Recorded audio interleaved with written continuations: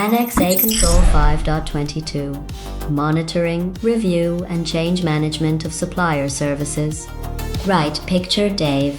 Dave runs operations at a 40-person software company, and 18 months ago he did a genuinely good job. He sent the security questionnaire, he got the certificate back, he filed it in a folder called Supplier Due Diligence, and he felt briefly like a professional. Since then, that supplier has been bought by a private equity outfit, replaced 2/3 of its engineering team, moved its primary hosting region, and started routing support tickets through a subcontractor Dave has never heard of in a country he has never visited. Dave doesn't know any of this. The certificate in his folder is still perfectly valid. It just describes a company that no longer exists. That's the gap this control exists to close. Because here's the uncomfortable truth. Supplier assurance in most small companies is a wedding, not a marriage. Enormous fuss on the day. Questionnaire, references, a call with their security person who says the word encryption 4 times, then vows exchanged, contract signed, and absolutely nobody checks in again until something catches fire. Cute. So what does the control actually ask for? 4 verbs: monitor, review, evaluate, and manage change. You monitor the supplier's information security practices and their service delivery. You review it on a regular basis, not a vibes basis.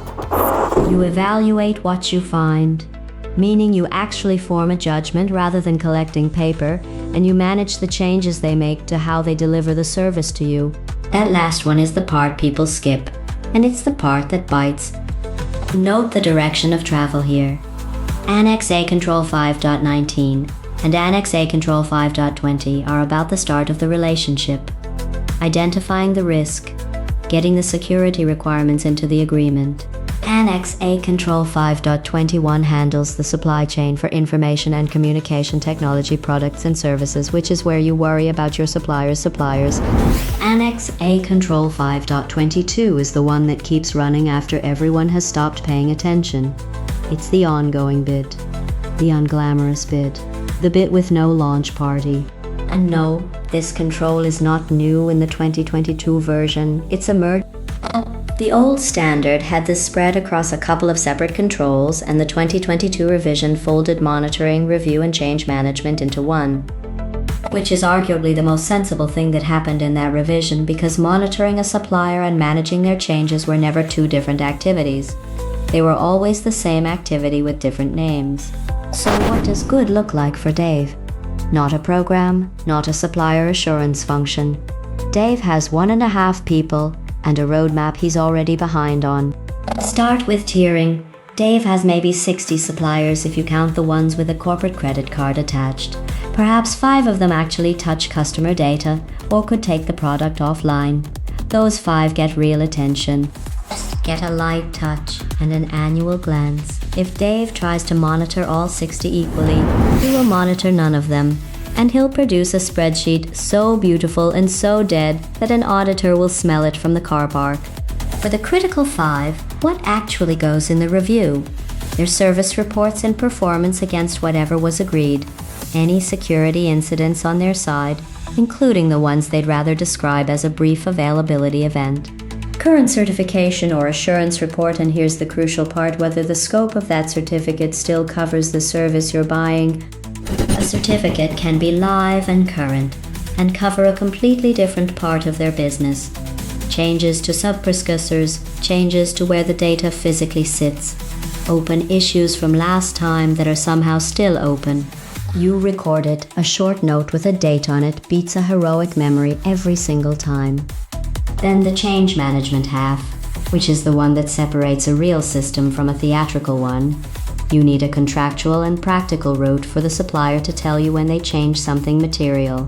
New subcontractor, new hosting location, significant architecture change, loss of a certification, being acquired. And you need somewhere for that notification to land, which is not Dave's personal inbox, because Dave gets 400 emails a day, and one of them is about a chair. Let me give you 3 ways this actually fails. Failure 1. The offshore drift. Your supplier opens a support center somewhere cheaper, and suddenly staff in a new jurisdiction have read access to your customer's personal data. Nobody told you, because nobody in your contract was obliged to tell you, because when the agreement was drafted, nobody imagined asking. This is the classic. It's quiet, it's slow, and you find out during a customer's security review when they ask a question you can't answer. Failure 2, the certificate that expired in someone else's calendar. The supplier's assurance lapses, or it gets reissued with a narrower scope. Nobody's tracking the renewal date, because tracking renewal dates is boring, and there's no dopamine in it. 12 months later, you're relying on assurance that evaporated in March. Failure 3, and this is my favorite because it's so human. The reviews happen diligently and nothing ever comes out of them. Dave holds the meeting. Dave takes the notes. The same 3 issues appear in every set of notes for 2 years running, aging like a fine wine nobody intends to drink. That's not monitoring, that's a ritual. Auditor will find that faster than you'd like, because the evidence of failure is right there in your own well-maintained records. Adorable. Now, the honest caveat, and I'm not a certified lead auditor. I'm a plain-speaking guide who's watched a lot of businesses over-engineer things.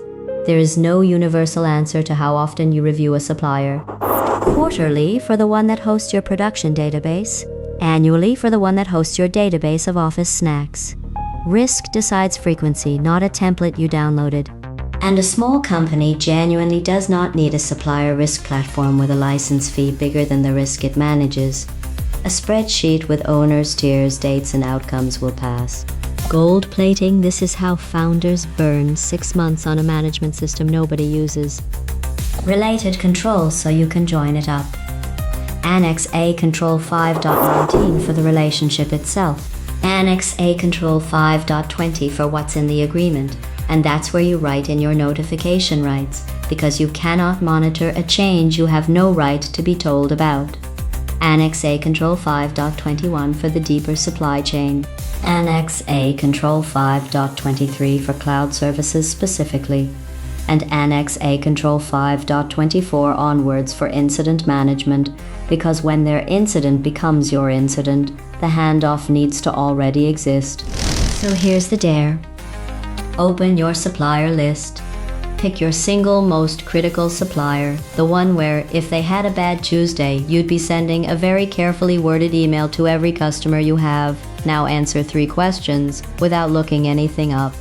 When did you last actually review them? With a date. Where does your data physically sit today, right now? And what exactly are they contractually obliged to tell you before they change it? If you can't answer all 3, you don't have a supplier relationship. You have a certificate in a folder and a lot of optimism. Go and fix one of those 3 this week. Just one. Dave will thank you.